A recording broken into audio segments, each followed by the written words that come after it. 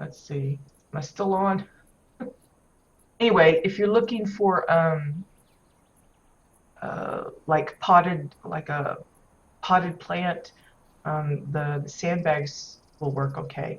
But if you're looking for something a little bit more flat and more uniform, those Draken walls really work nicely. The coloring is kind of marbled with a brown and a kind of almost algae green, so it really works nicely for that.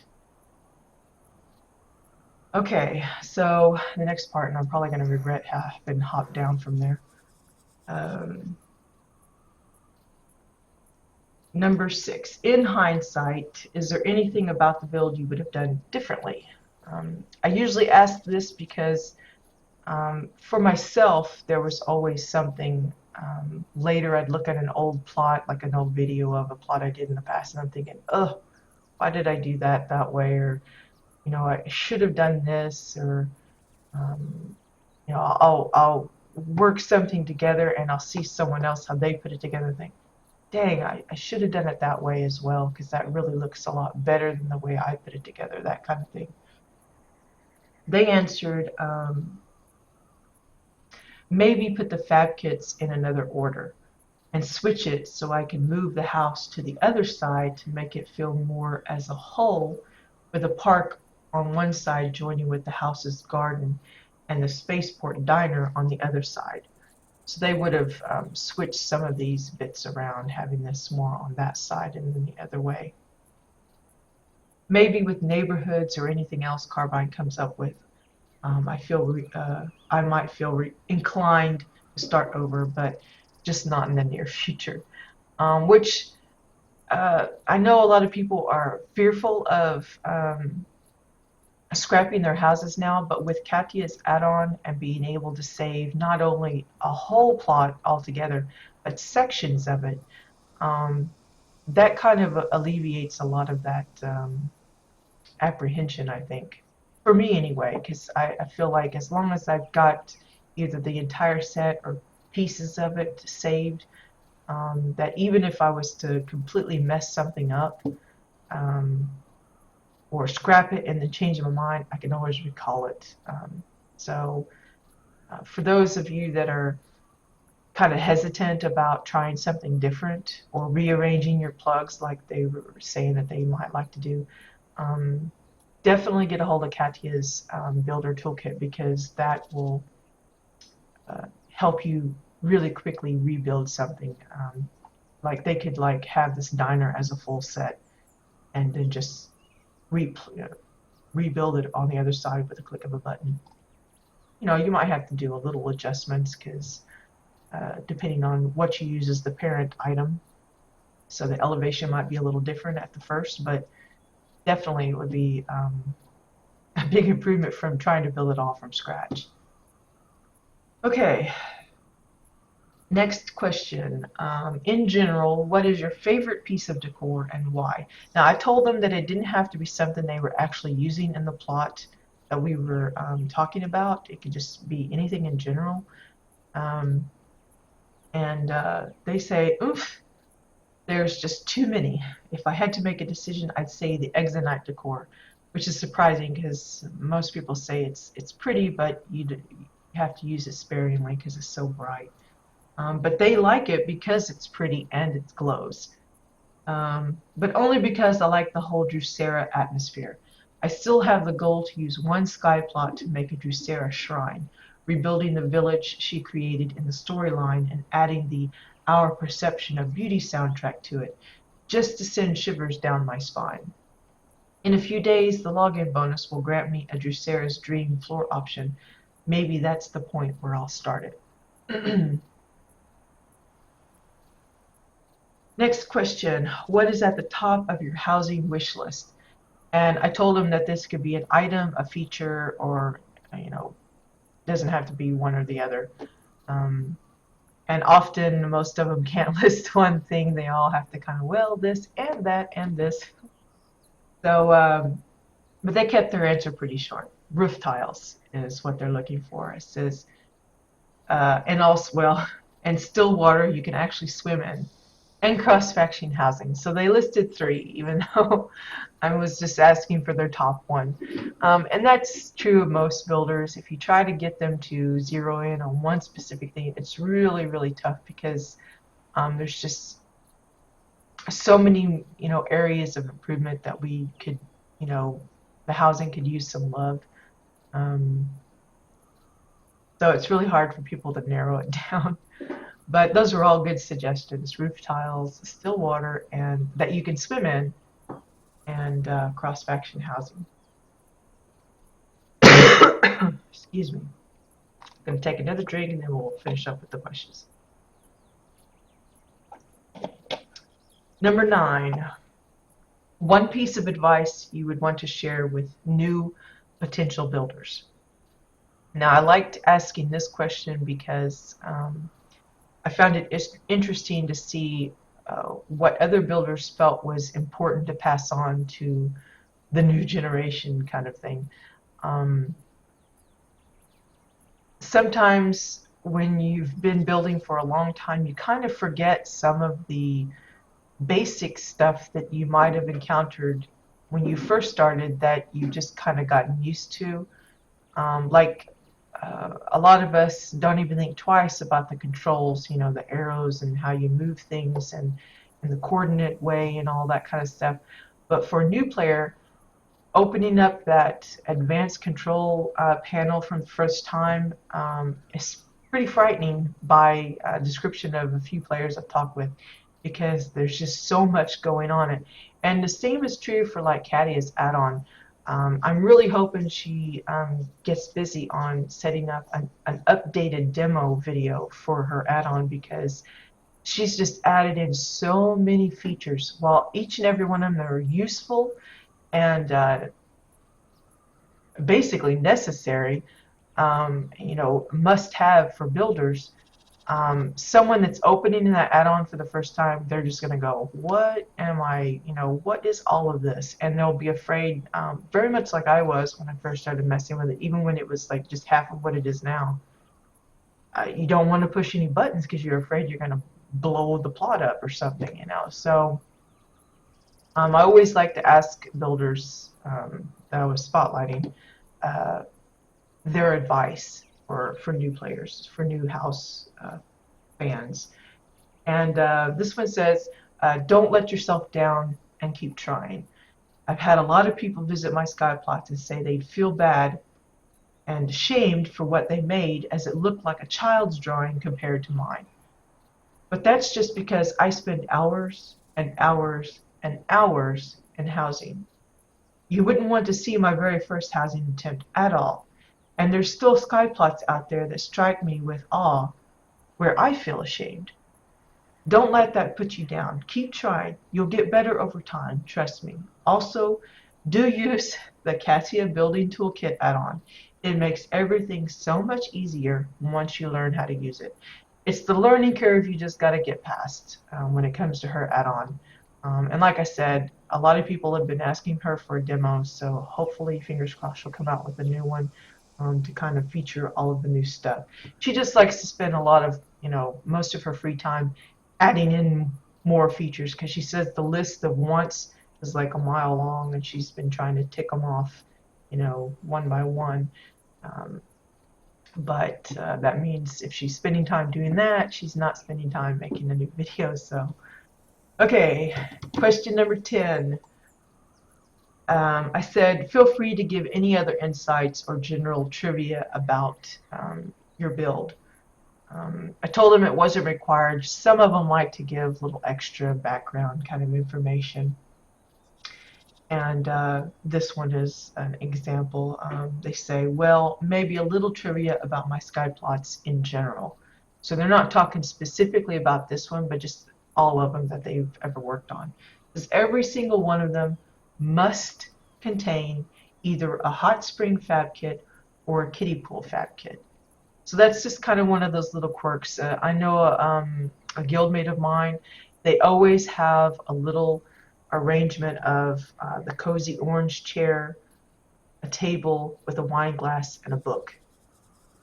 It changes where it is for each build that they make, but they always have that little setup snuck around somewhere in there. So every time they build a new plot, it's always kind of like a fun game of trying to find out, okay, where do they put it this time? You know, is it on an overlook on top of the mountain, or is it in the dungeon or somewhere? You know, just where they might be placing it. You know, and that's the same for them. They use one of those two particular bath kits. This or other options where my character can have a bath. And I always hide a little secret in them, be it a little cave or something you only see from the right angle. I even did a hidden jumping puzzle once. On this sky plot, I had hid two little things. Oops, so we're going to have to go check this out and make sure we didn't miss it. Let's see. There's one is a small cave hidden behind overgrowth that contains lots of treasures and dancing lava. Okay, so we saw that one. We did see that one. The other is a failed exile attempt in blowing the place down, with an exile landing ship and an exile soldier setting up explosives, just as the guard surprises her, hidden behind the freight containers. Okay, so this must be over here. See, I didn't go behind here.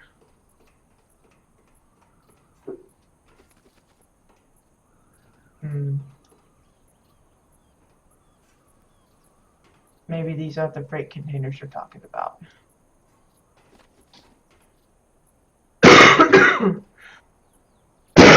Excuse me.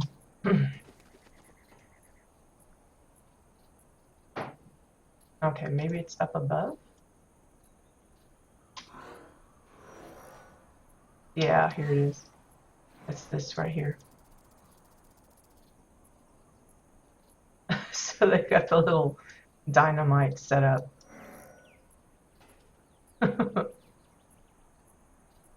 Shame on you, exile. That's pretty cute. Okay, and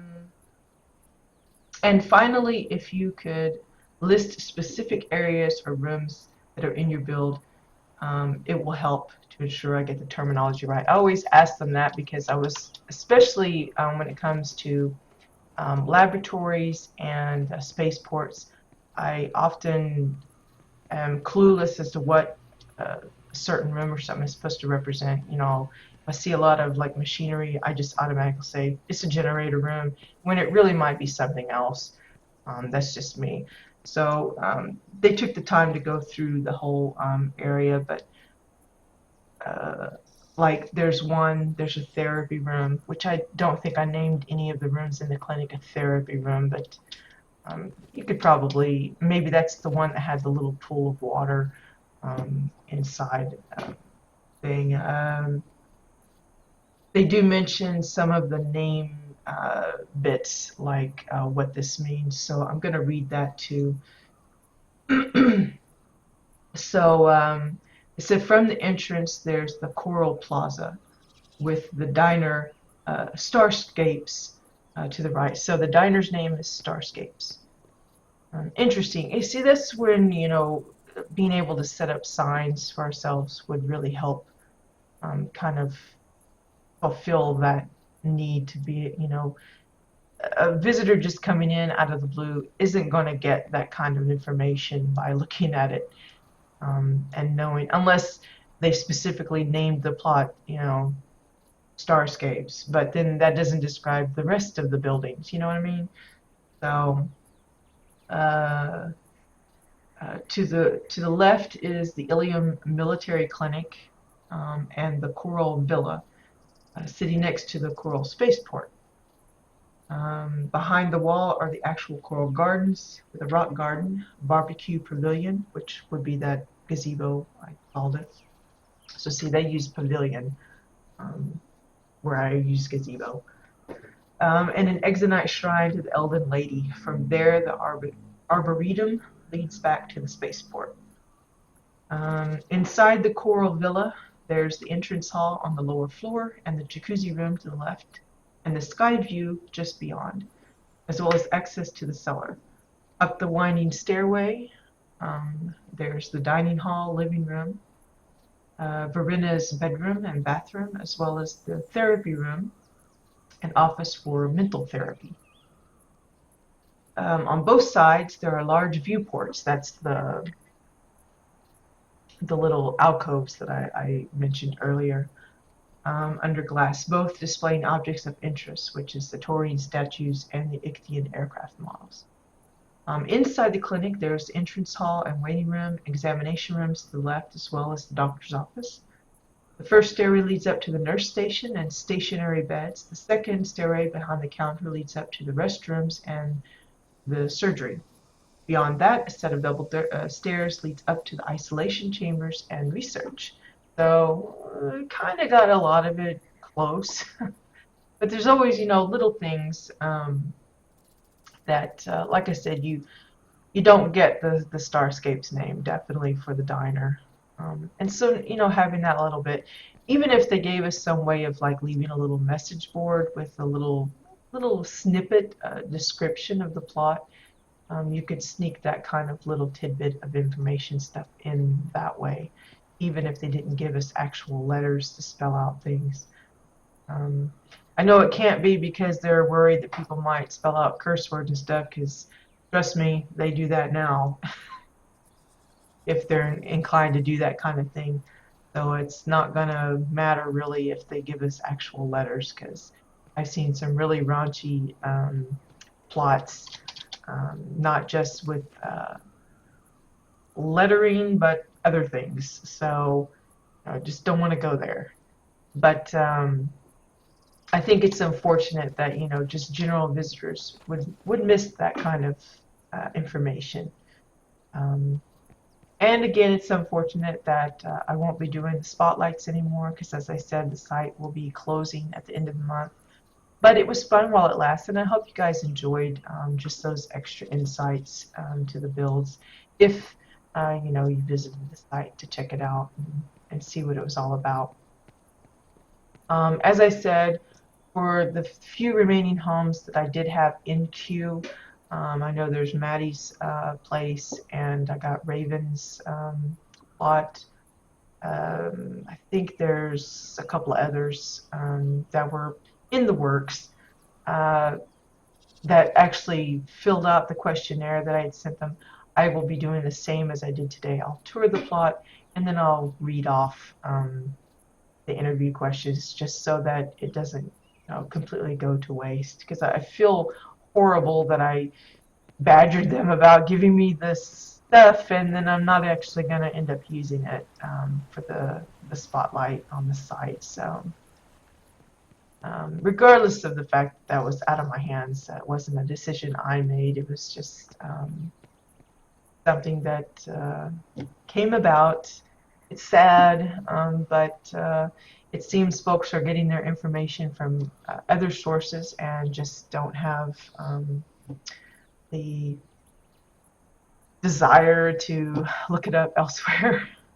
So anyway, I hope you guys enjoyed today's episode.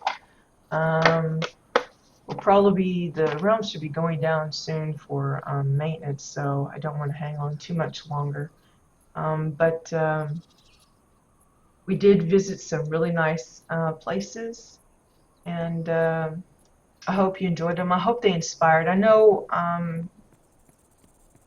a lot of them had some really nifty ideas, and I hope that they trigger some ideas of your own, like these little bits like this. It's a really nice way of, rather than having that huge open space, they help kind of break it up and make it more interesting.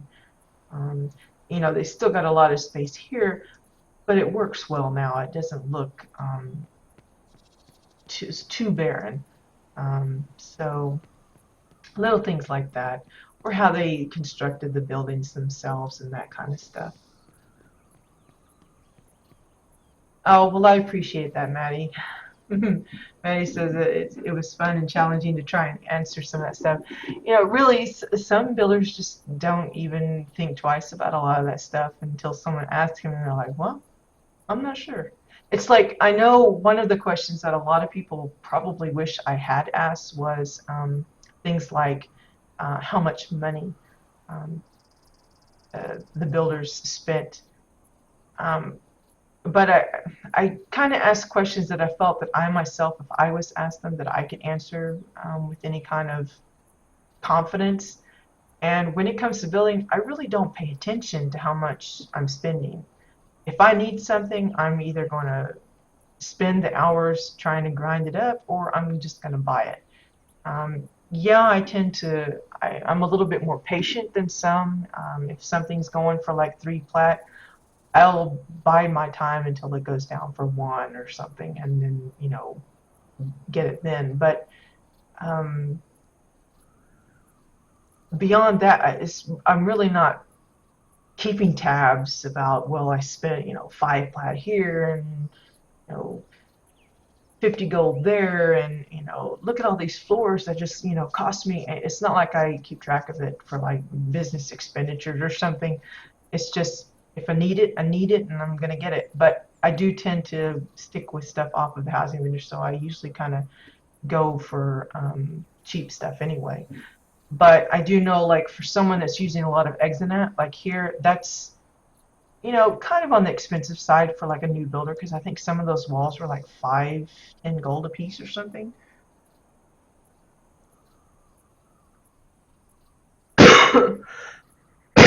Yeah, exactly, Maddie.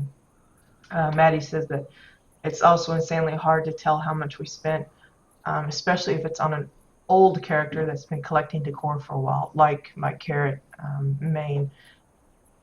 She's been here from the get-go, from before beta. Not that we got to keep anything from beta, but from day one when the game went live, collecting stuff, for over a year now, you would just naturally accumulate a lot of stuff. And um, so when I start a new theme, I reuse a lot of what I already had. And like I said, when I add new stuff, I just buy off of the vendor. Anymore, I don't even actually see the price too much, because I just hit duplicate, and just carry on for however long I need to. I just don't pay attention to that. But I know a lot of people are curious about that, because probably for them, a few plat, that sounds like a horror. But as you get up to 50 and you're doing your dailies or regularly work on your contracts and stuff, the money comes. I wouldn't say super fast, but at a steady pace. Um, I've never really hurt for money, even with all of the stuff I have actually broke down and bought off of the auction house. And like when I'm crafting, I don't grind my materials for architecture. I have survivalists, and I have actually a couple of alts that have it too. But typically, I just buy the stuff off of the commodities exchange. I just go, yeah, it's 8 gold for 2 pieces of that. And because, I figure it's a convenience. I'm paying for the convenience of not having to spend, an hour working on collecting whatever I need to collect to craft. Because then you have to kind of look, okay, I need this many for that and this many for that. And it's too much trouble. So, but yeah, that's probably one of the big questions that I didn't specifically add to the questionnaire, because I think most people would find it difficult to really say. You could probably itemize, you could like use Kathy's add-on to kind of list out everything you used and say, this is about how much it's worth, but that's not necessarily how much you spent, because a lot of it you might have already had. So it's hard to say. Maybe you found a third of what you actually have, used. Maybe you were gifted some of it. Who knows? But yeah, there's probably other questions that folks might have wanted in. I had kind of intended, as we were going to go, to kind of evolve the questionnaire over time, to maybe switch up the questions a little bit. But as we had just kind of gotten started, I think the one that's supposed to publish today would be my 4th. And so it was just kind of a fledgling kind of project, so I really wasn't sure people were really liking what was being offered or whatever, but now that doesn't matter because it's not going to be a thing anymore. It's like sad, but I'm kind of not too torn up because it was a lot of extra work.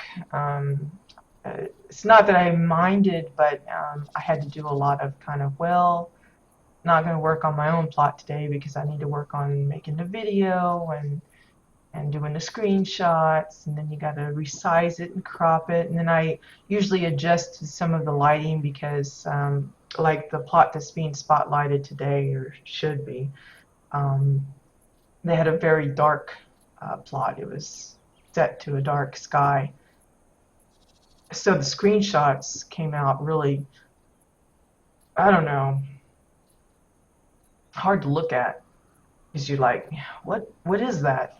So I modified the coloring just a little bit. It's not that it's really changed drastically, but I kind of tweaked it a little bit in Paint Shop. So, and I did that with some of the others just to kind of make it look a little more colorful than it actually did turn out in my screenshots. Because my screenshots, for some reason, they always look really bland and yucky. But that, all those little tweaks and adjustments, and of course, writing up the actual description, the little written tour walkthrough. I was always trying to be kind of clever or interesting in how I describe things, and that takes time. And so now I won't have to worry about that, I guess. That's my silver lining there. I'll have more time to build on my own stuff or check out other people's homes, which I have been kind of neglecting lately. But yeah, it's just one of those things. It was fun while it lasted. But anyway, thank you all for joining. And I probably won't be streaming tomorrow because aside from the doctor's appointment, which I'm hoping that we'll get to set up tomorrow, it might be today, but I haven't heard from my husband. He's usually the one that arranges all that stuff for me. So I don't know if he's going to do that for today or for tomorrow, but I know for sure he's taking off tomorrow because the dreaded holiday shopping is upon us. I know it seems like, well, it's like still a month away, but I'm one of those that likes to do a lot of that stuff ahead of time. It's just like with the Christmas dinner. I like do as much as I can, like in the weeks before. If I can make something that will last, can be stored and set up so that I just have to, flip a switch later for the dinner, then that's what I do. So I like to do all my cooking and baking and everything that week. And it's no different with the shopping and decorations and stuff. So tomorrow I think we're going to be heading off to the mall for some Christmas shopping. I already have like a pile of stuff that I need to wrap up and everything. So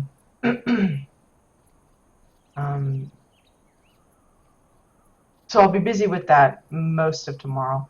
And hopefully tomorrow afternoon, evening, I'll get to go to the doctor again for the throat thing. Because as you can see, it's kind of less, but it's still there and creeps up in the really worst times, and I'm just tired of coughing. So anyway, Friday we will be back unless something else comes up, which I don't anticipate, and we'll get back onto the Thanksgiving decorations, the turkey and the pumpkin pie and all that. I found a few items that I think will be helpful in helping fill out the little feast table, and so we'll play around with that Friday. We may lead into the next weeks into some more holiday decorations, not just for Thanksgiving, but for the upcoming Winterfest as well. But I'm not going to set up a specific kind of schedule for that because who knows what may change between now and then. if things go well at the doctor and whatever she may or may not give me helps with the copying, hopefully I'll be back to the everyday streaming next week. But if not, it'll still be the Monday, Wednesday, Friday. And of course, next week we'll be doing exile tours on Wednesday. And I don't know. I'm really having to think about if I need to move the time, because generally I like I said at the beginning, I stream at 1 p.m. in the afternoon on Wednesdays. But for the last, I don't know, it seems like a month, they've been scheduling their maintenance for that time or right around it, so it kind of messes it up, and I usually end up streaming earlier just to make sure that I don't miss it. But we'll see. If it continues, we'll probably end up moving it so that it's just permanently sometime in the morning. But we'll see how that goes. In the meantime, good luck with your projects. And I'll see you guys later. Bye bye.